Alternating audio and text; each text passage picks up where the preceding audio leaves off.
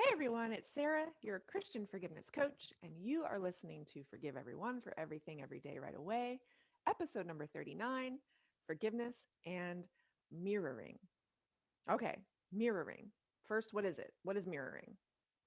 Google definition is mirroring is the behavior in which one person unconsciously imitates the gesture, speech pattern, or attitude of another. Mirroring often occurs in social situations, particularly in the company of close friends or family. So, the reason I chose to do an episode on mirroring is because there's a couple of kids in my home displaying this behavior right now. And also, I notice when I really think about it, how much as we adults do it as well. And so I got super curious about it and I decided to look into it more and talk about it. And it's really fascinating when you think about it. So, first of all, I'm not saying that mirroring is a bad thing. We all do it.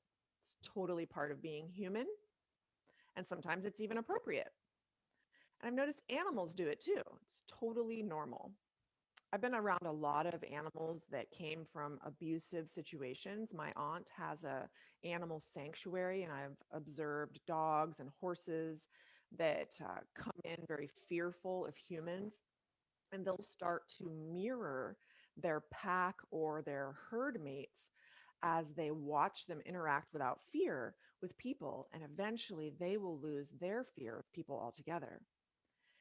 And with people, I think it can be really useful in some situations, like to build rapport with another person, maybe someone at work, a business partner, or maybe a new friend, to mirror in that way. But when it becomes not so useful is when we start to mirror in a way that's not true to who we are, or in a way that influences us or others negatively, or like in a way that makes us feel terrible. So I one way I tend to mirror my family members, like I'll get around certain family members that swear a lot. And if I spend enough time around them, I end up mirroring them and I'll end up swearing a lot too, even though like at home in my normal daily life, I don't tend to do so. Um, and there's a flip side to that too, like a positive side to the mirroring. Have you ever been around someone who just starts laughing and you have no idea why? Like you think they're just laughing for no reason, but it's so contagious. You can't help but just start laughing too. That's so fun, right? So again, we all do it. So like for example, if I'm in a bad mood, sometimes my husband will pick up on that and he'll start to mirror back to me my attitude and vice versa.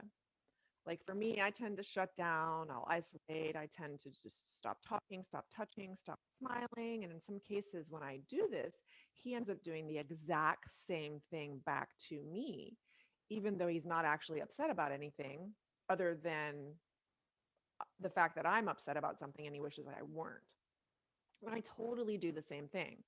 My attitude can easily go to, well, if he's not going to put in the effort, then neither am I. And we tend to also mirror like our thoughts about another person and how they're acting. So like if we think someone is rude and we feel offended by their behavior, we then can tend to act in such a way that we end up being rude as well. Isn't that interesting? So I think it's totally okay to think something is rude if we want to think it's rude, but when it starts to become a problem is when we mirror back the exact behavior that we are offended by. So I also tend to mirror how my husband perceives me. So if he thinks I'm being rude and I don't think I was, then once he's told me that, I tend to become rude. Like once it's in my mind, it's like my brain wants to take on the challenge. Like, oh, you think I'm rude? Well, watch this. I'll show you rude. So I find it so fascinating how our brains do this, right? So another example I have is I hear a lot of people, a lot of my clients will talk to me about friends and family, and they'll say things like, well, I'm always the one who has to call them or text them, like, or reach out. They never call me, they never text me, they never make the effort. And so I start thinking, like, okay, so what? Like, were you only calling or texting them to get something back? Like, Were you only calling or texting because you wanted them to reciprocate, or were you just calling and texting because you wanted to? You wanted to talk to them. You wanted to reach out to them. And it's like, who cares if you're always the one who calls first? But we think it matters because we make it mean that if they're not calling us sometimes, if they're not reaching out first, we make it mean that they don't care about us, which is usually not the case, not usually true. So we get it in our head, they don't care. And so then we start acting like we don't care, but we do care. So the whole scenario is painful. We created that, not the other person. So if you want to call, just call. If you want to talk to someone, just talk to them. Like I have brothers and sisters who I love dearly, but we honestly don't talk that often. But when I want to call, I call. When they want to call me, they call me. And we're always happy to talk to one another. None of us make it mean anything that we don't talk all the time, or that maybe one of us is always the one that makes the first move. So here's another thing I discovered when talking about mirroring and researching mirroring, and I was getting coached on mirroring. Instead of trying to get the kids in my house or my husband to do something differently, I needed to think about what kind of mirror I wanted to be the mirror. So, how was I mirroring the kids in my home in their particular scenario? Like, was I avoiding conversation like they were? Was I waiting for them to talk about it? So, I thought about how I wanted to be a mirror, away from a place of love instead of like control and a need to fix the situation. I realized I was also kind of mirroring their behavior. I had to ask myself, okay, if I want them to mirror me, how do I want to be acting? How can I still show up how I want to show up instead of taking on their behavior?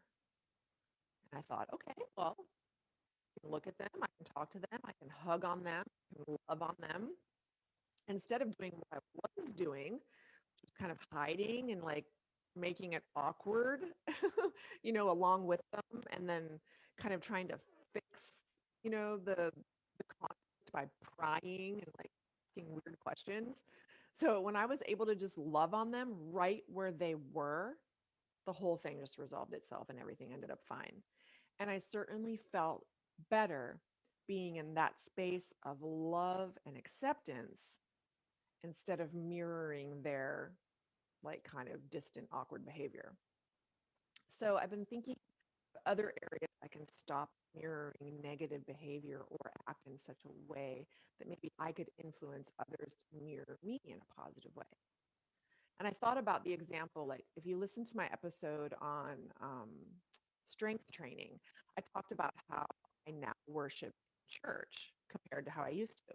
Like now I'm singing, I'm raising my hands, I'm dancing, I'm waving flags, like the whole 9 yards. And I'm not necessarily doing that so others will do it with me, but I hope they're inspired and they feel led by the Spirit and feel free to do the same, to openly worship in that way because it's fun and it feels good.